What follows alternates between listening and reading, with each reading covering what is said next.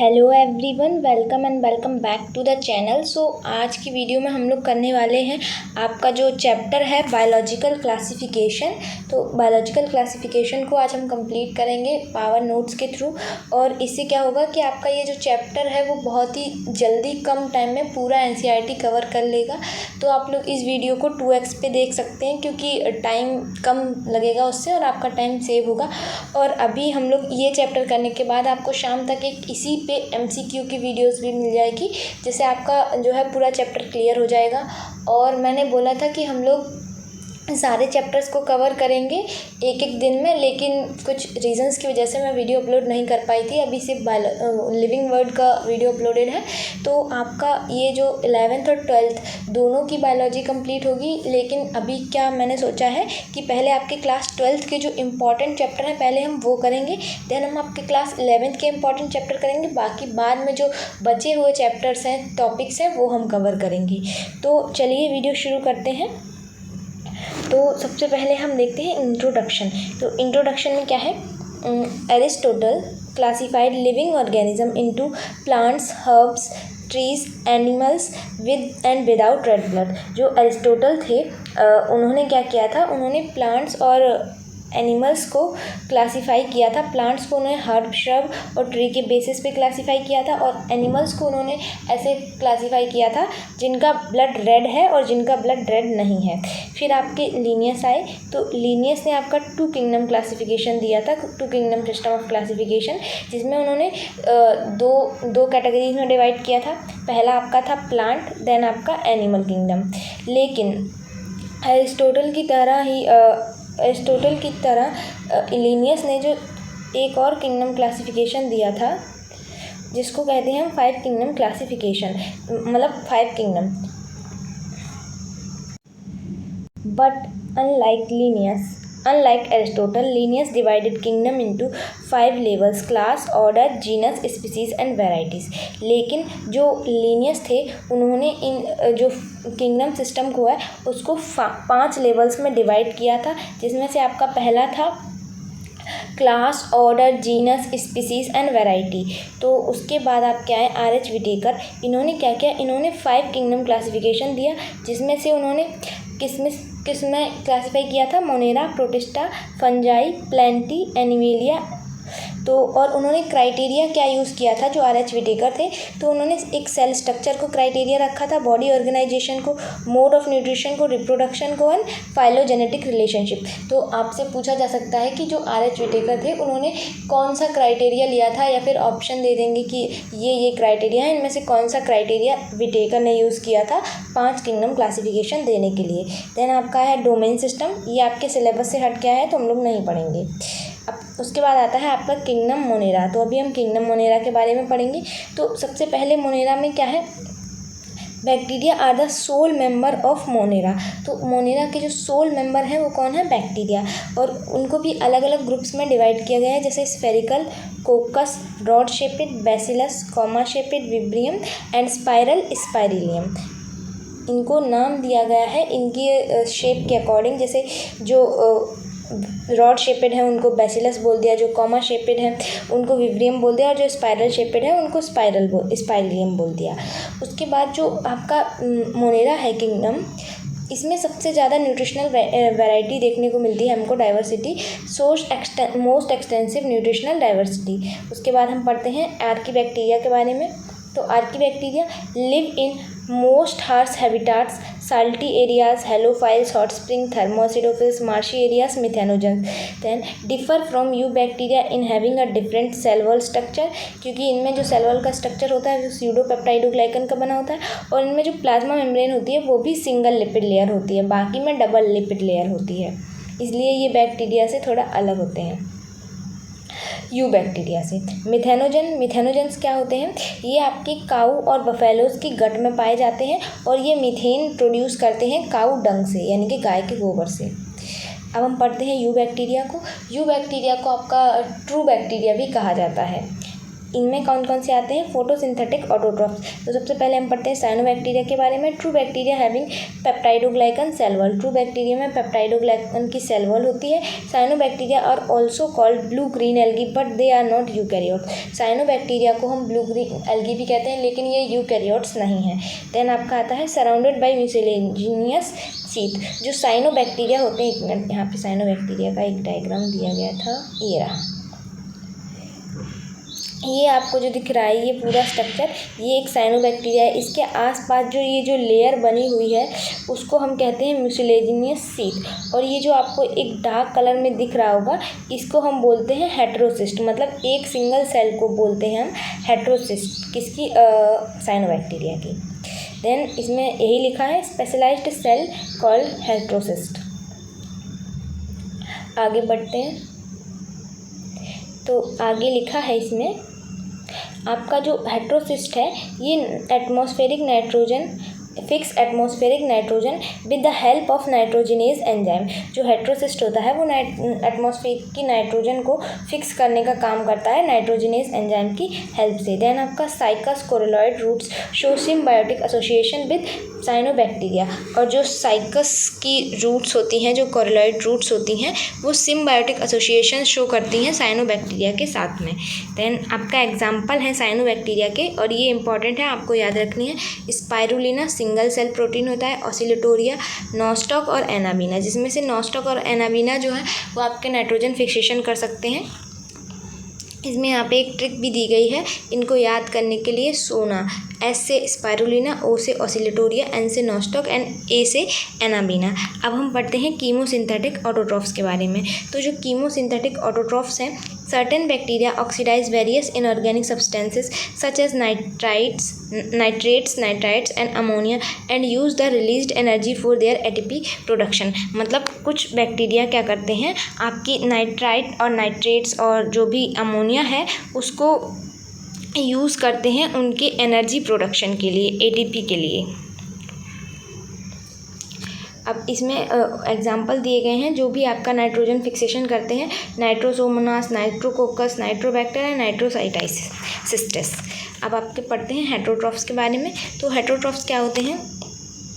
Saprophytic feed on dead, decaying और decomposed organic matter. Example lactobacillus. ये क्या करते हैं? सेप्रोफिटिक होते हैं और ये डेड चीज़ें जो होती हैं, जो डिकम्पोज चीज़ें होती हैं, उनसे अपना न्यूट्रिशन लेते हैं। एग्जाम्पल है इसका लैक्टोबैसिलस। पैरासिटिक कैसे होते हैं? जैसे टाइफॉइड बैक्टीरिया हो गया, कोलेरा बैक्टीरिया हो गया, टेटनस, सिट्रस कैंकर।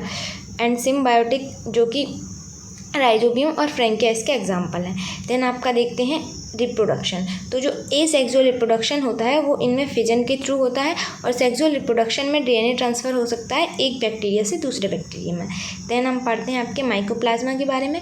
तो इसमें सेल वॉल नहीं होती है और ये स्मॉलेस्ट लिविंग सेल है, और ये बिना ऑक्सीजन के भी सर्वाइव कर सकते हैं, और ये पैथोजेनिक भी होते हैं, मतलब ये कोई भी डिजीज़ कॉज कर सकते हैं। देन आपका आता है किंगडम प्रोटिस्टा। और ये जो भी हमने पढ़ा वो सारा किसके बारे में था? मोनेरा के बारे में। तो मोनेरा में एक बार फिर से देख लेते हैं कौन कौन आते हैं। आर्की बैक्टीरिया आते हैं, मिथेनोजन आते हैं, यू बैक्टीरिया आते हैं, जिसमें आपका साइनोबैक्टीरिया भी आते हैं।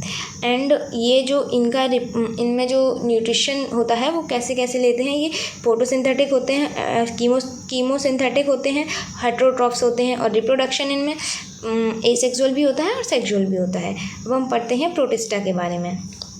तो प्रोटिस्टा क्या है? Protist are single cell called celled eukaryotes. और जो प्रोटिस्ट होते हैं वो आपके सिंगल सेल यूकैरियोट्स होते हैं। यूकैरियोटिक फीचर इनमें क्या क्या होते हैं? वेल डिफाइंड न्यूक्लियस होता है, मेम्ब्रेन बाउंड ऑर्गेनल्स होते हैं, और इनका हैबिटाट जो होता है वो एक्वाटिक होता है मेनली। देन आपका रिप्रोडक्शन, इनमें भी एसेक्सुअल और सेक्सुअल दोनों टाइप का रिप्रोडक्शन पाया जाता है। अब इसमें कौन कौन से आते हैं ग्रुप्स? सबसे पहले आपका क्राइसोफाइट्स। तो क्राइसोफाइट्स में क्या क्या आता है? डायटम्स आते हैं आपकी जिनको, और गोल्डन एल्गी जो कि डेस्मिड्स होते हैं। देन आपका फोटोसिंथेटिक ऑर्गेनिज्म आते हैं। इनकी जो सेल वॉल होती है, cell wall forms two overlapping structure like soap box. और इनकी जो सेल वॉल होती है वो एक सोप बॉक्स के तरीके से स्ट्रक्चर बनाती है, और जो इनकी सेल वॉल होती है उसमें सिलिका एम्बेडेड होता है। देन आपका फ्लैजिला, इनमें फ्लैजिला एब्सेंट होता है, और ये पानी के थ्रू ही, मतलब जैसे पानी बहता है उसी हिसाब से ये बहते रहते हैं, क्योंकि इनमें फ्लैजिला नहीं होता है। तो मूव पैसिवली प्लैंकटन, इसलिए इनको जो है ये पैसिवली मूव करते हैं। Then cell dies and settle down, जब इनकी सेल्स मतलब ये जो डेड हो जाते हैं तो ये नीचे पानी में बैठ जाते हैं, और ये सिलिका की जो सेल वॉल होती है, deposit found at the sea bed to refer as diatomaceous earth. जब ये डेड हो जाते हैं, इनकी सेल्स डेड हो जाती हैं, तो ये ज़मीन में बैठ जाते हैं, जो समुद्र होता है, और उससे क्या बनती है आपकी उसको हम बोलते हैं डायटोमिशियस अर्थ। जो मिट्टी वहाँ पे फॉर्म होती है उसको हम बोलते हैं डायटोमिशियस अर्थ। और इस ये जो मिट्टी होती है, इनकी जो सेल वॉल होती है सिलिका की, उसका यूज़ करते हैं हम पॉलिशिंग में, फिल्ट्रेशन ऑफ ऑयल्स में एंड सिरप बनाने में। और ये समुद्र में जो है चीफ प्रोड्यूसर्स के काम करते हैं, क्योंकि ये सबसे बेसिक और छोटे मान लीजिए ऑर्गेनिज्म होते हैं, जिनको खा के ही बड़ी मछलियाँ या फिर जो भी छोटे छोटे जानवर होते हैं वो समुद्र में रहते हैं। तो ये एज अ चीफ प्रोड्यूसर्स इनको हम कह सकते हैं समुद्र का। देन आपके आते हैं डाइनोफ्लैजिनेट। Dyno means two flagella, flagellates मतलब फ्लैजिला, दो फ्लैजिला होते हैं इनमें, एक लॉन्गिट्यूडनल होता है और एक ट्रांसवर्स फ्लैजिला होता है। देन ये आपके फोटोसिंथेटिक ऑर्गेनिज्म होते हैं। Cell wall is made up of cellulose plates, और इनकी जो सेल वॉल होती है वो सेलुलोज प्लेट्स की बनी होती है। Red dinoflagellates example Gonyaulax undergo such rapid division multiplication that they make sea appear red, यानी कि रेड टाइड्स। ये जो डाइनोफ्लैजिलेट्स होते हैं ये डिवीजन करते हैं, मल्टीप्लिकेशन करते हैं एकदम रैपिड, जिससे ये क्या करते हैं रेड टाइड यानी कि सी को रेड अपीयरेंस बनाते हैं। तो इसको हम याद रख सकते हैं। यहाँ पे एक ट्रिक भी दी गई है, डायना ने रेड ड्रेस पहना। तो इसका मतलब है जो आपके डाइनोफ्लैजिलेट्स होते हैं वो रैपिड मल्टीप्लिकेशन करके रेड अपीयरेंस बनाते हैं, जिसको हम रेड टाइड्स भी कहते हैं। देन है ये आपके टॉक्सिन्स भी रिलीज़ करते हैं। Released by such large numbers even may kill other marine animals such as fishes. और ये जो टॉक्सिन्स रिलीज़ करते हैं उससे अदर ऑर्गेनिजम्स जो भी समुद्र में रहते हैं उनकी डेथ हो सकती है, जैसे कि जो बड़े एनिमल्स हो गए, फिशेस वगैरह हो गई। देन आपका आता है यूग्लिनॉइड्स। अब हम पढ़ते हैं आपके यूग्लिनॉइड्स के बारे में। तो यूग्लिनॉइड्स क्या होते हैं? ये फ्रेश स्टेगनेंट वाटर में पाए जाते हैं, यानी कि साफ पानी में देखने को मिलते हैं। लैक सेल वॉल नहीं होती। Instead of cell wall they have protein rich layer called pellicle. इनमें प्रोटीन रिच लेयर होती है, सेल वॉल नहीं होती है। और ये जो लेयर होती है प्रोटीन की, ये इनको फ्लेक्सिबिलिटी प्रोवाइड कराती है। They are autotroph in presence of sunlight and heterotroph in absence of sunlight. मतलब जब सनलाइट प्रेजेंस है तो वो ऑटोट्रॉफ की तरह बिहेव करते हैं, जब सनलाइट नहीं होती है तो वो हेटरोट्रॉफ्स की तरह बिहेव करते हैं। देन आपका है Euglena reproduce only asexually binary fission, sexual reproduction is absent. अब जो आपका ये जो ग्रुप है उसमें केवल यूग्लिना एक ऐसा ऑर्गेनिज्म है जो एसेक्सुअली रिप्रोड्यूस करता है बाइनरी फिजन के थ्रू, बाकी इसमें सेक्सुअल रिप्रोडक्शन एब्सेंट होता है। नेक्स्ट है आपका सलाइम मोल्ड क्या होते हैं? सेप्रोफिटिक प्रोटिस्ट होते हैं। इनमें भी सेल वॉल नहीं होती है। Moves along decaying twigs and leaves, और ये सड़े गले पत्तों पे पाए जाते हैं। Then under favourable condition they form an aggregation called plasmodium. जब इनके लिए फेवरेबल कंडीशन होती है तो ये मिलके एक एग्रीगेशन बनाते हैं जिसको प्लाज्मोडियम कहते हैं।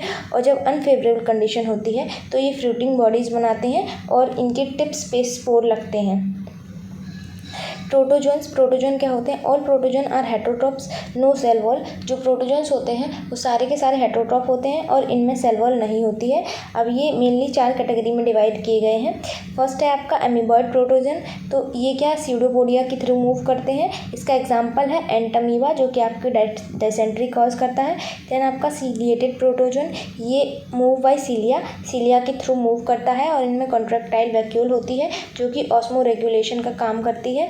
उसके बाद स्पोरोजोन्स, तो spore like state in life cycle. Sporozoans में क्या होता है? एक स्पोर लाइक स्टेट होती है इनकी लाइफ साइकिल में। एग्जाम्पल है प्लाज्मोडियम यानी कि मलेरिया। देन आपका flagellated Plasmodium move by flagella के थ्रू मूव करते हैं। इसका एग्जांपल है ट्रिपैनोसोमा जो कि आपका स्लीपिंग सिकनेस कॉज करता है। देन हम पढ़ते हैं वायरसेस पे। तो जो विटेकर ने 5 किंगडम क्लासिफिकेशन दिया था उसमें वायरसेस को इंक्लूड नहीं किया गया था, ये अलग से है। तो चलिए हम पढ़ते हैं वायरसेस को। बेसिक फीचर क्या होते हैं वायरस के? ये नॉन सेलुलर ऑर्गेनिज्म होता है, मतलब वायरस में कोई सेल नहीं होती, वायरस किसी सेल का मिलकर बना नहीं होता है। देन आइदर डीएनए और आरएनए प्रेजेंट, नेवर बोथ। तो वायरस में क्या है, डीएनए या तो प्रेजेंट होगा या फिर आरएनए प्रेजेंट होगा, दोनों प्रेजेंट नहीं होते वायरस में। Metabolic reaction absent, glycolysis also absent. Metabolic reaction absent क्यों है? क्योंकि सेल नहीं है और आपका मेटाबॉलिज्म जो है वो सेलुलर लेवल पे ही शुरू होता है और इसमें सेल नहीं है, इसलिए मेटाबॉलिक रिएक्शंस अब्सेंट होती हैं। ऑब्लिगेट पैरासाइट है, मतलब बिल्कुल पैरासाइट ही है ये, ऑब्लिगेट पैरासाइट है, कहीं भी रह के जिंदा रह लेगा। देन आपका structure, virus is made up of DNA और आरएनए, या तो डीएनए का बना होगा या आरएनए का बना होगा। अब वायरस से रिलेटेड कुछ इंपॉर्टेंट डिस्कवरीज हैं वो हम देखते हैं। इवानोवस्की, तो इवानोवस्की ने क्या किया था? Studied mosaic disease of tobacco, recognise certain microbe smaller than bacteria. इन्होंने टबैको की जो मोज़ेक डिसीज़ थी उस पर स्टडी की थी और उन्होंने किसी ऐसे माइक्रोब को पहचाना था जो बैक्टीरिया से भी छोटा था। देन आप क्या आते हैं बिजरनिक। बिजरनिक ने क्या किया था? Called extract of mosaic disease of tobacco as contagium vivum fluidum infectious living fluid. तो इन्होंने क्या किया था? आपकी टबैको की जो मोज़ेक डिसीज़ है उसके एक्सट्रैक्ट को कॉन्टेजियम वाइवम फ्लूडियम कहा था, यानी कि एक ऐसा लिविंग इन्फेक्शियस फ्लूइड। उसके बाद आते हैं स्टैनले। तो स्टैनले ने क्या किया था? Stanley showed viruses are made up of proteins and it can be crystallise. तो स्टैनले ने दिखाया था कि जो वायरस होते हैं वो प्रोटीन के बने होते हैं, उसके बाद उनको क्रिस्टलाइज्ड भी किया जा सकता है। देन आपके वायरस किस किस को इन्फेक्ट कर सकते हैं? तो वायरस जो है आपके प्लांट सेल को भी इन्फेक्ट कर सकते हैं, इसमें गलती से प्लेनेट लिख गया है, प्लांट सेल को इन्फेक्ट कर सकते हैं, वायरस एनिमल सेल को इन्फेक्ट कर सकते हैं और वायरस आपके बैक्टीरियल सेल को भी इन्फेक्ट कर सकते हैं। और मेनली जो बैक्टीरियल सेल को इन्फेक्ट करते हैं वो आपके वायरस होते हैं डबल स्टैंडर्ड आरएनए वायरस, जिनको हम बैक्टीरियोफेज भी कहते हैं।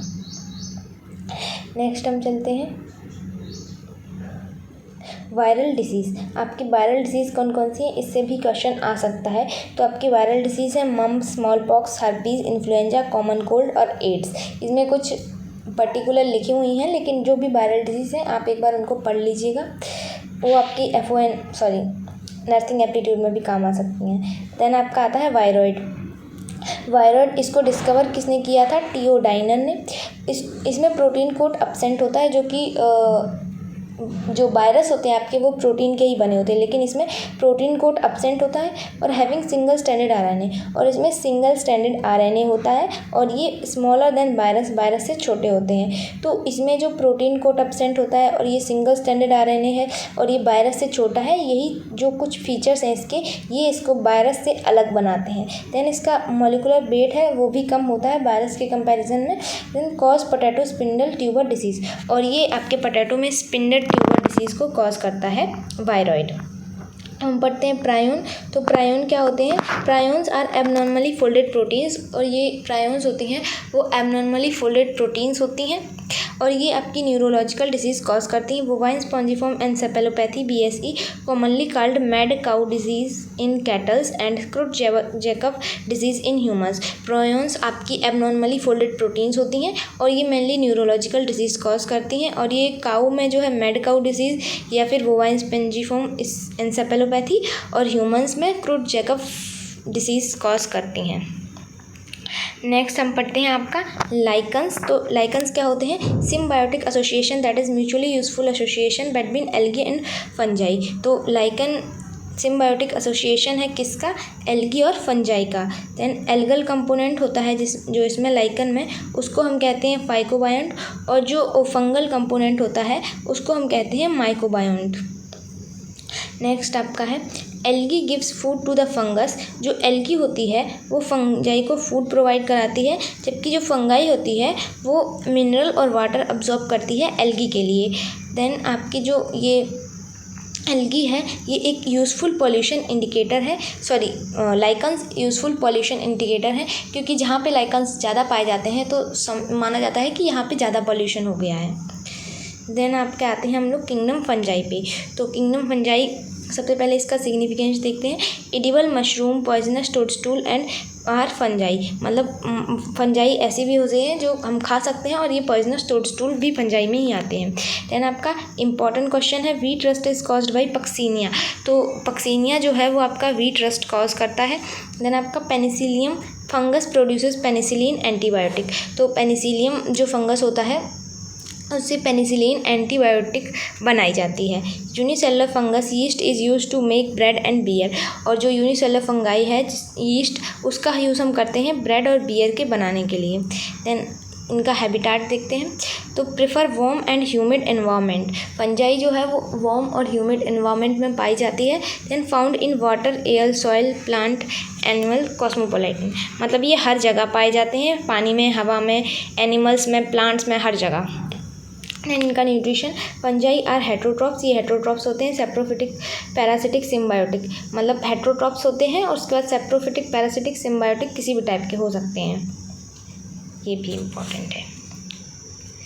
देन आपका बॉडी ऑर्गेनाइजेशन, तो आपका बॉडी ऑर्गेनाइजेशन में देखते हैं फंजाई की। Fungi are filamentous except yeast, fungi सारी फिलामेंटस होती हैं यीस्ट को छोड़ के। यीस्ट एक ऐसी फंजाई है जो कि यूनिसेलुलर है। Then yeast, these filaments are called hyphae, और ये जो छोटे छोटे फिलामेंट्स होते हैं उनको हम बोलते हैं hyphae. Network of hyphae is known as mycelium, और जो हाइफे का नेटवर्क होता है उसको हम बोलते हैं mycelium. Then hyphae can be coenocytic और सेप्टेट हाइफे, ये कोइनोसिटिक होते हैं, हो सकते हैं, और सेप्टेट भी हो सकते हैं। Cell wall is made up of chitin, तो इनकी जो सेल वॉल होती है वो काइटिन की बनी होती है। सेक्सुअल रिप्रोडक्शन, सेक्सुअल रिप्रोडक्शन क्या है, 3 स्टेप्स में होता है इनका। पहले प्लाज्मोगेमी होता है जिसमें आपके प्रोटोप्लाज्म का फ्यूज़न होता है। देन डाइकैरियन होता है, मतलब उसमें प्रोटोप्लाज्म तो फ्यूज़ कर जाते हैं लेकिन 2 न्यूक्लियस अलग अलग होते हैं, विजिबल होते हैं। फिर आपका कैरियोगेमी होता है जिसमें आपके दोनों न्यूक्लियस फ्यूज़ कर जाते हैं। अब ये यहाँ पे दिया गया है, जो फंजाई है वो आपकी 4 क्लासेस में डिवाइड की गई है। सबसे पहले फाइकोमाइसिटीज़, एस्कोमाइसिटीज़ एंड ड्यूटेरोमाइसिटीज़। तो अभी हम इनको देख लेते हैं। तो सबसे पहले फाइकोमाइसिटीज़, हम कंपैरिजन करते हुए सारा एक साथ क्लियर करेंगे। तो फाइकोमाइसिटीज़, इनका हैबिटेट क्या है, ये एक्वाटिक होते हैं, मतलब पानी में रहते हैं, ऑब्लिगेट प्लांट पैरासाइट, और ये प्लांट्स में पैरासाइट होते हैं, मतलब प्लांट्स के ऊपर रहते हैं, उनसे ही अपना फूड जो है न्यूट्रिशन लेते हैं। देन एस्कोमाइसिटीज़, ये डिकेइंग सब्सटेंस, यानी कि ऐसे चीज़ें जो सड़ रही हैं, गल रही हैं, ऐसी चीज़ों पर रहते हैं, ग्रो ऑन डंग और गोबर में मिलते हैं, इनको हम बोलते हैं कॉर्पोफिलस। और आपके जो बेसिडियोमाइसिटीज़ होते हैं वो सॉइल में parasitic bracket fungi puff walls, मतलब ये सॉइल्स में मिल सकते हैं, पैरासिटिक होते हैं, जैसे कि ब्रैकेट फंजाई हो गया, पफ वॉल्स हो गई। देन आपका ड्यूटेरोमाइसिटीज़, ये डिकम्पोजर होते हैं, मतलब किसी भी चीज़ का जैसे जो सड़ रही हैं चीज़ें उनको डिकम्पोज करने का काम करते हैं।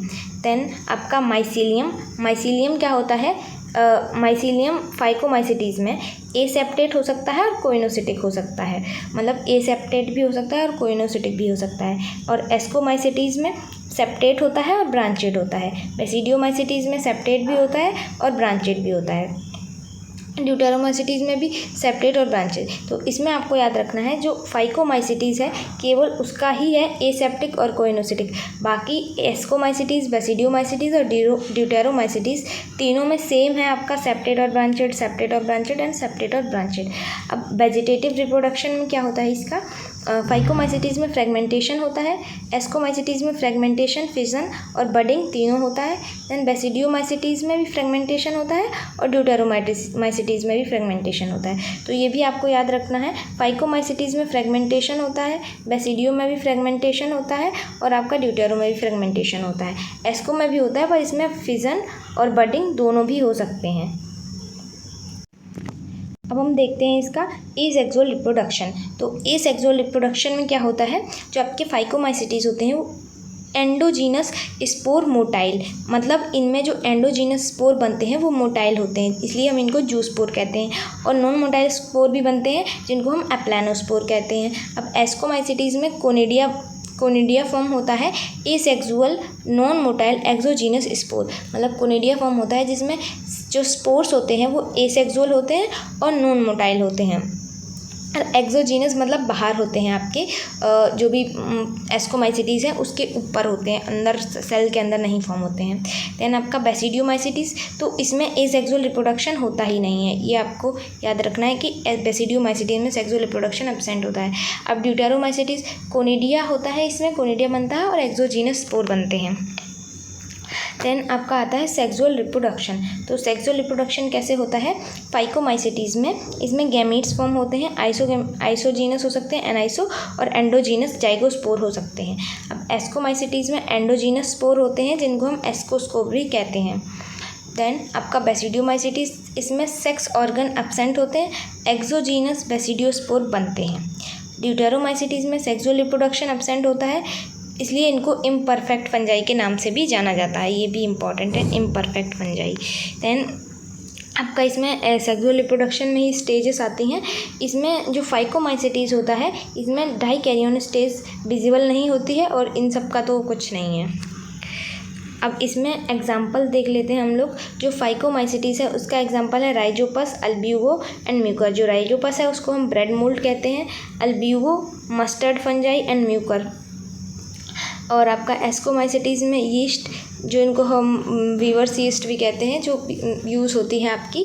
देन आपका पेनिसिलियम, जिससे एंटीबायोटिक बनाई जाती है, न्यूरोस्पोरा, इस पे जेनेटिक स्टडी हुई है, एंड ट्रफल्स एंड मोरल्स। ये सब चीज़ें आप याद भले ही ना रखें पर इनके एग्जांपल याद रखिए, जैसे yeast, Penicillium, Neurospora, truffle and morels. Then आपका आता है बेसिडियोमाइसिटीज़, अगेरिकस, यूस्टिलागो, पफबॉल्स, टोडस्टूल। ड्यूटेरोमाइसिटीज़ में कौन कौन आते हैं? Colletotrichum, trichoderma and Alternaria. अब हम पढ़ते हैं आपका 5 किंगडम क्लासिफिकेशन। इसमें भी कंपैरिजन दिया है मोनेरा, प्रोटिस्टा, फंजाई, प्लांटी और एनिमेलिया के बीच में। 5 किंगडम क्लासिफिकेशन जो कि आपका R.H. विटेकर ने दिया था, तो अभी हम इसको पढ़ते हैं। तो इसमें सबसे पहले हम देखते हैं Monera, protista, fungi, Plantae and animalia. सबका फिर से हम कंपैरेटिवली पढ़ेंगे। तो सेल टाइप, मोनेरा में कैसी सेल पाई जाती है? प्रोकैरियोटिक सेल होती है।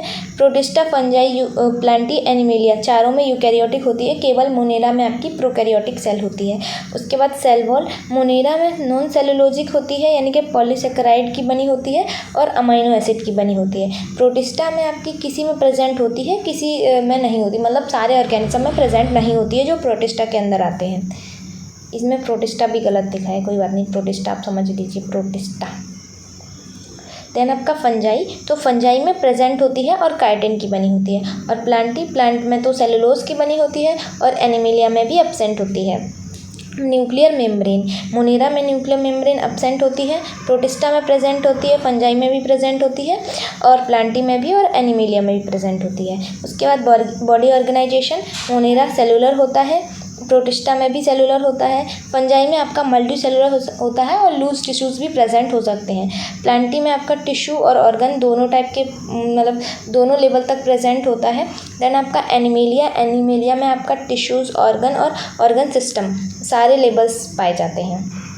अब आते हैं हम आपका मोड ऑफ न्यूट्रिशन। तो जो मोनेरा है वो अभी हमने देखा था, उसमें ऑटोट्रॉफिक न्यूट्रिशन होता है जिसमें कीमोसिंथेटिक और फोटोसिंथेटिक दोनों टाइप के आते हैं। देन आपका हेट्रोट्रॉफिक होता है जिसमें सेप्रोफिटिक और पैरासिटिक आते हैं। अब प्रोटिस्टा भी ऑटोट्रॉफिक होते हैं, फोटोसिंथेटिक एंड हेट्रोट्रॉफिक होते हैं।